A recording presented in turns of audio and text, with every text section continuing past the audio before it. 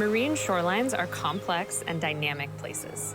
If you are fortunate enough to be looking to purchase or develop property on the shoreline, there are a number of factors to consider to ensure the safety of your home and the surrounding wildlife.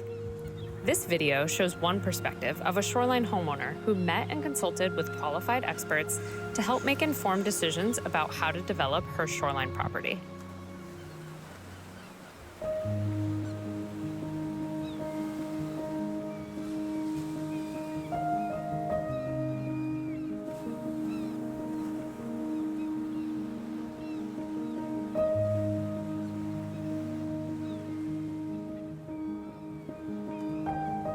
My name is Robin Thaler, and we are on Fisherman Harbor, right off of Hood Canal, and also adjacent to the place we call home. Our property is partially up in the forest, and then we have a slope, and it ends up here in Fisherman Harbor.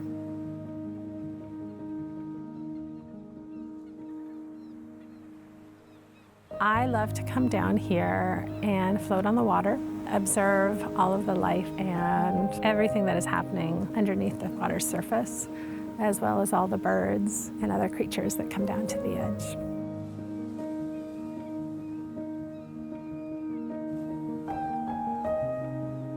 I wanted to make sure that I was giving the steep bluff lots of setback, so I wouldn't be up in the middle of the night envisioning falling down the cliff in a slide.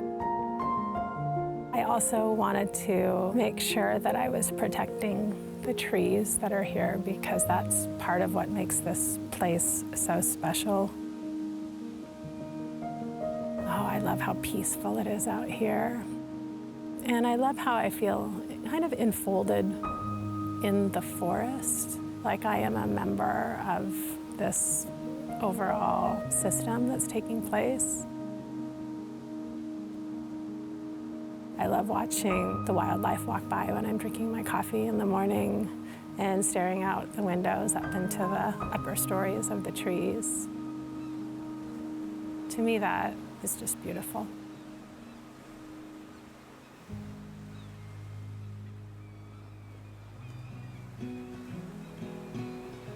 I wanted to make sure that it was a safe place to build, where the animals that are native to this peninsula would be traveling through. We spent a lot of time on this site before we started thinking about building. We have a small trailer, and we camped out here and had our friends come out and camp out in their tents, and we really got to know the site well before we got to the place where we were ready to build.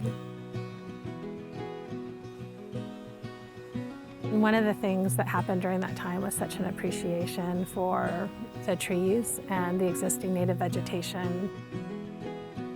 One of my concerns about this property was the slope and the natural unraveling. I reached out to a geomorphologist and sent some pictures and gave them some information. And what they let me know is that the unraveling of the slope is natural. It's not necessarily because of man-made impacts. It's just the slow changing of this region that we live in. And that if I was to set my house back away from that and not take away any of the trees or landscaping along that slope, then I really didn't have too much to worry about.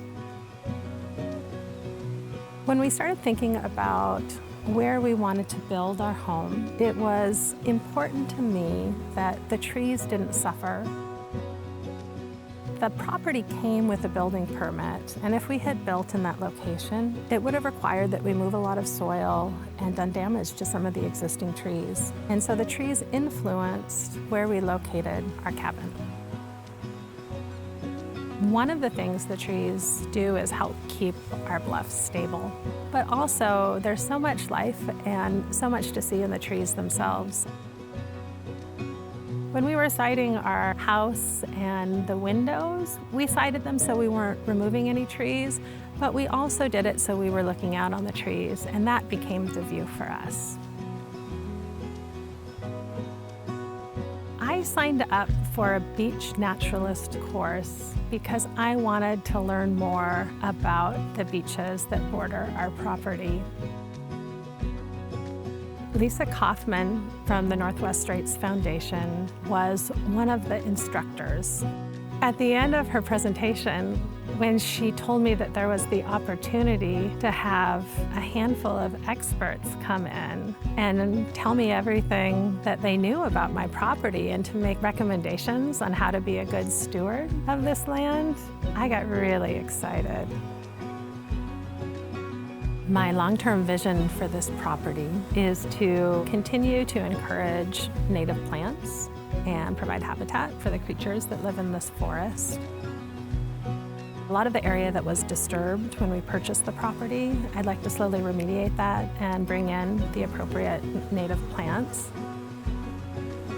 I want to create a place that is maintainable so we can come out here and enjoy it and not end up spending all of our time taking care of it.